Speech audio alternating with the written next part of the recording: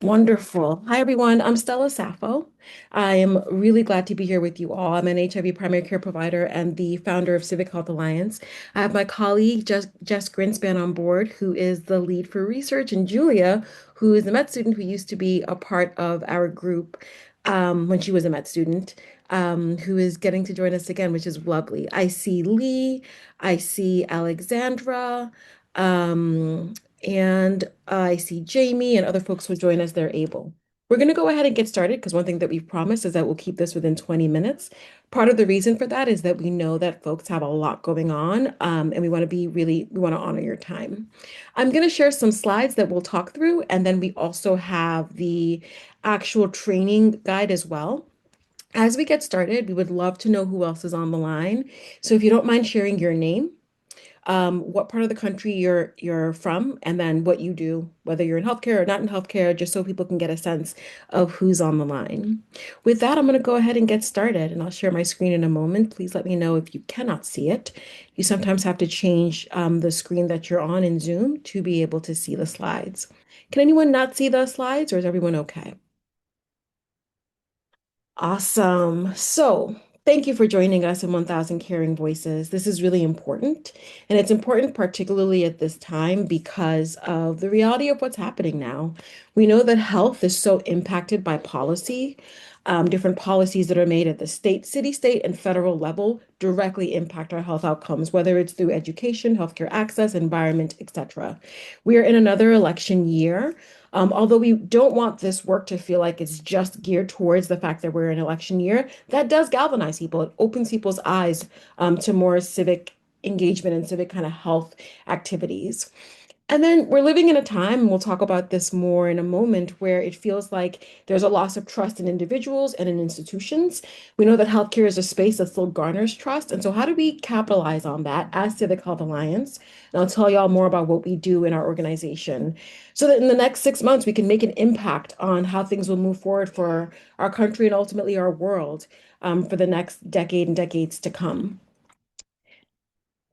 Okay, so the reason why we're here is because there is, as I mentioned, this crisis in trust. About a third of Americans, only about a third, continue to trust institutions within the federal government. 8 or 9 people feel like they've lost trust fully in institutions, and less than half of Americans say that they feel like most other people can be trusted. So I mentioned this because it isn't just a crisis of lack of trust in institutions, it's also in each other and individuals.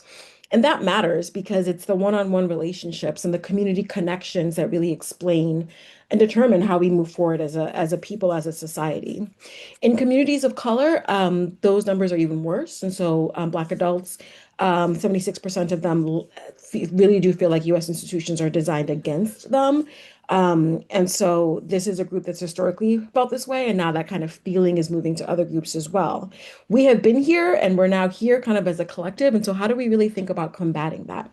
So who we are is Civic Health Alliance. We are a 501(c)(3). There are a few groups that we work with that you may have heard of when we mention them because there's not that many groups that work in the kind of civic health, democracy, bolstering within healthcare space. There's VOTE, there's Doctors for America. And then there's many other groups, though, that do work in this space. And so, for example, New Voters, some of our other partnership groups that we are aligned with are really doing this work of engaging populations, whether it's young folks, healthcare workers, etc. And our goal is to advance America's health through civic engagement in care settings and communities. So if you listen to that, it's care settings, it's healthcare settings, the hospitals that we work in, the clinics that we work in. I see patients on Wednesdays. I'm in clinic. I know what it's like to be delivering care, but also in our communities, right? When I take off my doctor hat, I still am a community member. And the issues that are happening within my community, when I put on my doctor hat, sometimes it's helpful to move those issues forward.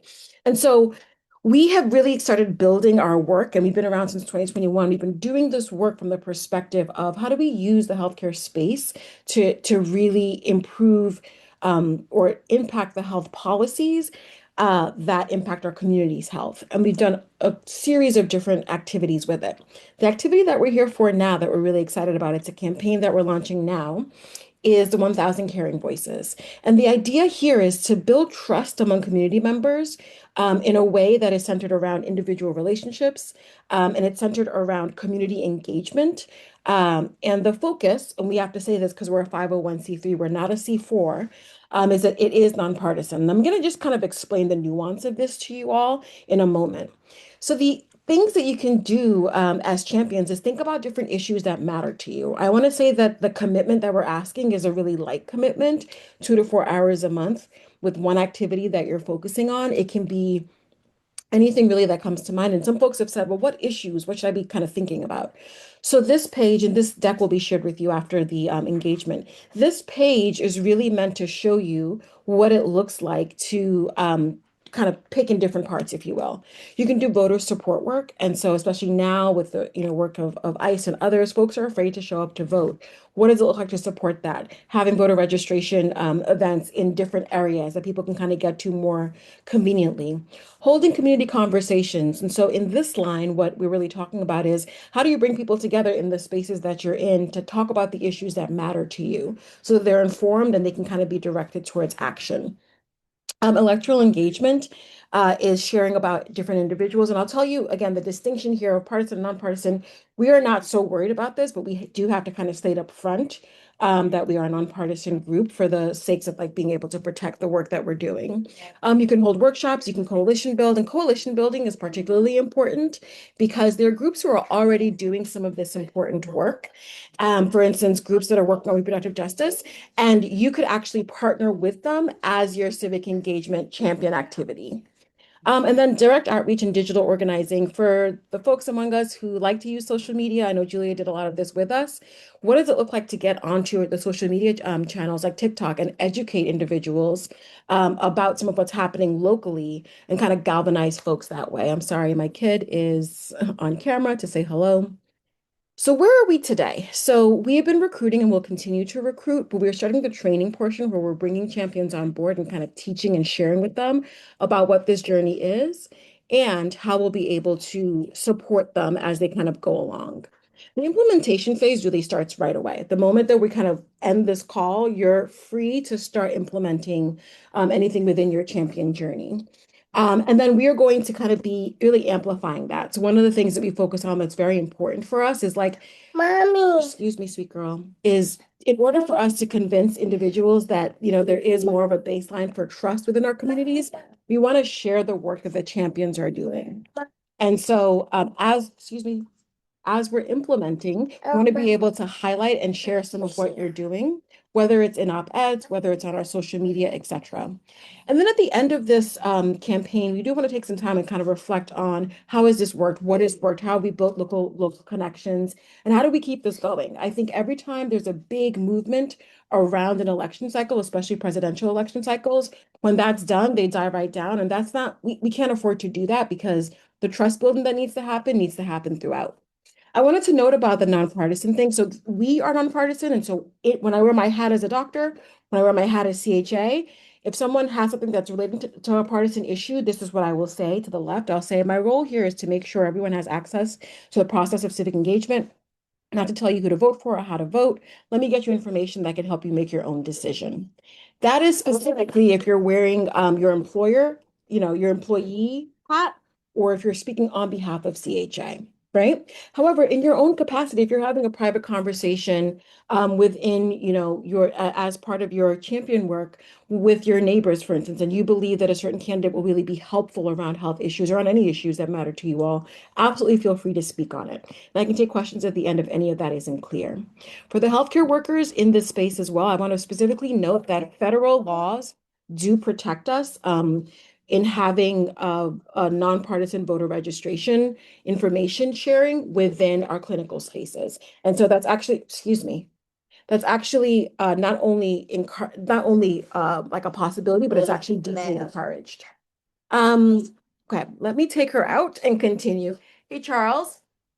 No, no. Okay. Hey guys, can you get her, please?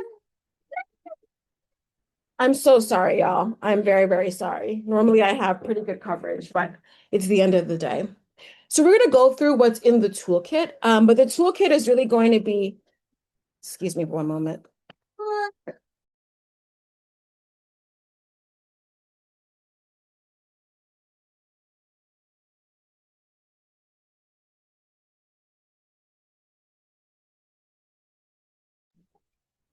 My deepest apologies. We had a week of spring break and she's been with me the whole week. And now this concept of going back to school is just outrageous to her. So I apologize for that. To continue, so what are the things that we provided to be able to support you in this work? The toolkit that Jess sent out earlier today, that has a series of emails that you can use. So let's say you want to engage your local elected officials or local community members or CBOs, and you don't want to have to, this is what the CHA is, this is what the champion thing is. All of it is there. You can just customize it. Same thing for social media posts and graphics. Same thing for the elevator pitch, which I would suggest that you just kind of read and learn and put into your own language to talk about this, especially as you try to recruit or work on recruiting other champions. We have activity logs and we have event checklists just to make it really easy as you're planning an event to get this all going. And then, just for the sake of goal setting, just to kind of make it clear on what it is that you're working on, we have activities for that as well. I'm going to show you the actual, I'll walk through it with you as well, but that's what it is. Your first step, honestly, is just to kind of wear the hat of I'm a champion now. You can announce it on social media. You can send out, a note about it. We really encourage you to invite friends. This stuff is more fun when you do it with folks, with other folks. And as you can see, it's pretty easy to onboard and to sign up as a champion. And so ask your sister, ask your neighbors, do it kind of in a way that already capitalizes on some of the relationships that you may have. It's very important that we all check our registration status. We have heard we're a national group, and so we hear all the time about, oh, I thought I was registered, and then this thing happened, and somehow I'm not. That's something that's really, really, really important that we're always going to emphasize. And then think about the one thing you want to work on. And I, think a lot about how these small actions, if many of them take them, have such impact and have such momentum. I'm going to take questions in a second. I want to remind us that we are the ones that we've been waiting for as it relates to the improvements of health and so many other issues within our communities. And as you're thinking about questions, I'll just show you the onboarding document. Okay, so can you see the onboarding document? Just unmute and let me know if you can. Yeah, I can see it. Can you, if you zoom out a little bit, Wonderful. Okay. read it better? Yes, perfect. Perfect. So you've all received this. There's a lot of work that's gone into this because we wanted to make this as easy and as direct for you as possible. There's a welcome that kind of explains what it is. There's an outline of the different parts of this, what it means to be a champion. And then I mentioned this earlier before we got interrupted by my little gremlin, that part of what we want to do is to amplify the work. Each one of you, as you get started, is a message of hope. And so, how do we share that in our different ways to be able to really kind of, again, amplify the work? You can tag us on social media, document and log what you're doing. And then we have different ways that we spotlight these things that Jess and I will be kind of reaching out to you about. And if you don't want to do any of that, there's no pressure to at all. It's just this idea of, how do we reach as many people as possible? There's multiple activities that we talked about that this kind of gives you a snapshot of it. And we go through some of that in a PowerPoint that you can kind of download and use. And then our supplemental resources have a lot of the technical things that people often have questions about. For example, how do we think about the nonpartisan aspect of this? What things are allowed legally? What are some scripts for handling difficult conversations? And then for those who want to do, let's say, a voter registration drive within, and this is one of the things that healthcare workers and others do all the time, within your organization, how do you go about it? What are some of the steps to make that happen? We have an FAQ in here, and then we get in. Oh, and also if you're setting up an activity that you'd like to kind of run with an organization, for example, we have steps for how you can go ahead and set that up, as well as a sample agenda. When I say we're trying to make this as easy for y'all as possible, we really, really mean it. And then we have ways to track your metrics. We have that electronically, as well as if you're someone, I'm an elder millennial, so I like to write things down. If you want to track it, here you can as well. And I mentioned the logs and other things that are included in this. The email templates that we have. And then at the very, very end, we have our information. You can always reach us. I think Jess has been in your inbox quite a bit. So you can always reach us as you need to for us to be able to help in any ways that we can. With that said, I want to stop and see if anyone has any questions. And also give folks, the chance to, let me actually introduce some of the folks that are on. Liam is calling us from New Jersey, and I love this. We'll be participating in this work among young people. Alicia is from Southern California, and she wants to continue to remain civically engaged and to understand the links to health outcomes. Ashley is calling in from Philadelphia. She cares deeply about this mission, the tie between healthcare and civics. I love this. Wonderful. If you haven't introduced yourself, please feel free to do so. I will stop talking and we'll take any questions you have. If you need to drop off at the 6:20 mark, please feel free to do so as well. And just thank you for being here. Questions, reactions, comments,